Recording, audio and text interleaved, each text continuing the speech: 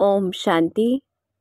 तो इस जून मास में जो मम्मा का और अनेक दादी दीदियों का अव्यक्त मास है, बाबा ने भी हमें पहली ही तारीख में होमवर्क दिया है कि किस प्रकार से हम वापस अपने घर जाएं और उसके लिए हमें क्या पुरुषार्थ करना है। तो मुख्य 9 बातें पक्की करनी है और एहसास कराते बाबा कि सिर्फ पुरुषोत्तम संगम युग पर ही रूहानी बाप आए हुए हैं। आकर हम रूहानी बच्चों को सम्मुख समझाते हैं और न सिर्फ इतना, गुलगुल पवित्र पतित से पावन बनाकर साथ भी ले जाते हैं। और फिर हम आत्माएं अनगिनत ऐसे उड़ेंगी जैसे टिड्डियों का झुंड गाइड के साथ जाता है। तो इस दृश्य को बुद्धि में रखना है जैसे यहाँ दिखाया है। और इसके लिए हमें क्या होमवर्क करना है, तो मुख्य आत्मिक स्थिति का। पर उस आत्मिक स्थिति में क्या क्या बातें आती हैं, तो सबसे पहला तो निश्चय चाहिए, ज्ञान पूरा बुद्धि में रहे कि हम आत्मा है, बाप के बच्चे हैं। ये पक्का पक्का निश्चय हो और ज्ञान की हर बात को हमें पूरा समझना है। फिर दूसरा स्टेप आता है योग का, जिसमें हमें आत्म अभिमानी बनने का पूरा अभ्यास करना है। और कैसे करना है, अपने को आत्मा देखना है। जो याद रहे, आए माना आत्मा, और मेरी जो भी चीज़ है वो शरीर के साथ है, लेकिन मैं वो नहीं हूँ। तो ऐसे खुद को अकेली आत्मा देखने का अभ्यास करना है, जो हमारा कोर्स का भी पहला पार्ट रहता है। तो सदैव ये पक्का रहे, दूसरों को देखते भी, कि इनका फलाना नाम है, लेकिन ये आत्मा है। फिर आत्मिक स्टेज में तीसरा स्टेप जो आता है प्रैक्टिस करने का, कि जैसे सर्प पुरानी खाल छोड़ देता है और उसकी नई खाल आ जाती है, ऐसा 2-3 बार होता है उसके जीवन में। तो हमें भी ऐसा अभ्यास करना है। तो एक अभ्यास बाबा ने बताया कर्म करते, और ये अभ्यास बताया कि कैसे बैठकर अशरीरी अवस्था की प्रैक्टिस करनी है। फिर संपूर्ण आत्मिक स्थिति में शिव बाबा की याद भी समाई हुई है, और इसलिए बाबा की श्रीमत है कि कहाँ भी रहते चलते फिरते हमें बस उसे याद करना है आत्मा समझकर। और कहाँ पे याद करना है, परम धाम में।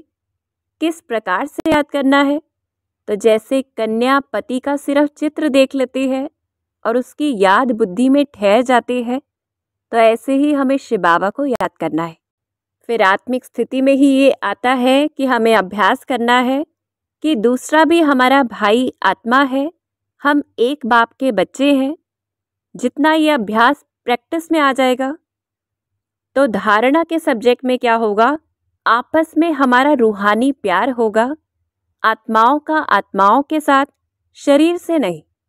तो ये सभी बातें आत्मिक स्थिति में आती हैं, जिस पे हमें होमवर्क करना है। फिर अगली बात जो छठा पॉइंट है, कि बाप को जानना है, स्वदर्शन चक्रधारी बनना है, अपना ही विराट रूप देखना है, बुद्धि में याद रहे। तो ये पहली स्टेज है, पहले आत्मिक स्थिति, फिर शिव बाबा को जानना और साथ में अपने ही चक्र को फिराना। तो ऐसे ये होमवर्क हमें करना है। और 7वां होमवर्क, कि बुद्धि में फिर चिंतन क्या चलता रहे सारा दिन, कि हम कौन है, सच्चे सच्चे ब्राह्मण ब्रह्मा की औलाद हैं, हम तो आस्तिक हैं। सारा ज्ञान हमारी बुद्धि में रहे और याद रहे कि ये दुनिया तो बदलने वाली है।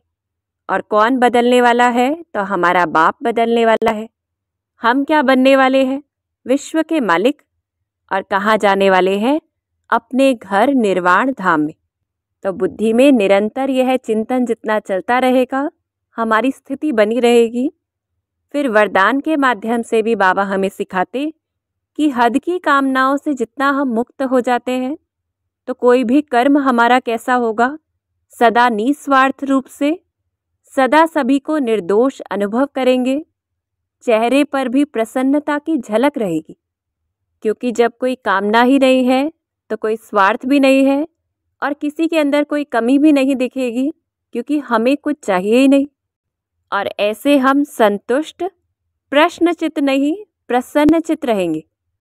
तो ये अभ्यास करके देखना है कि हम किसी भी कामना से मुक्त हैं, फिर वो चाहे परिस्थिति कुछ भी हो, आत्मा का हिसाब किताब भी आ जाए या शरीर का कर्म भोग भी सामने आ जाए तो भी संतुष्ट और प्रसन्न, क्योंकि हमें कुछ चाहिए नहीं, हर हाल में हम संतुष्ट हैं।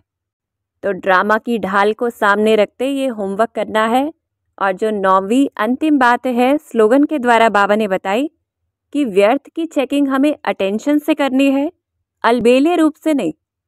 क्योंकि जब हम कहते हैं थोड़ा सा तो चलता ही है, तो वहाँ अलबेलापन आ जाता है और हम कभी भी व्यर्थ से मुक्त नहीं हो सकते। तो इस प्रकार अंडरलाइन कराते बाबा कि सतयुग और कलयुग में तो बहुत फर्क है। इस समय स्वयं वो ज्ञान सूर्य प्रकट हो गया है, अज्ञान अंधेरे को विनाश करने। इसमें भी हम नंबरवार पास होते हैं। किस आधार पर? कि कोई तो अच्छी रीति धारण कर लेते हैं और कोई कम करते हैं, तो सारा मार्क्स के हिसाब से ही हम जगह लेते हैं, परम धाम में भी तो नई दुनिया में भी। और ये बाप की पढ़ाई कल्प में एक ही बार होती है। तो ऐसे पढ़ाई के ऊपर ध्यान रखते धारणा मूर्त बन अच्छे नंबर लेकर हमें परम धाम में भी तो नई दुनिया में भी अपनी ऊंच जगह प्राप्त करनी है। अच्छा, ओम शांति।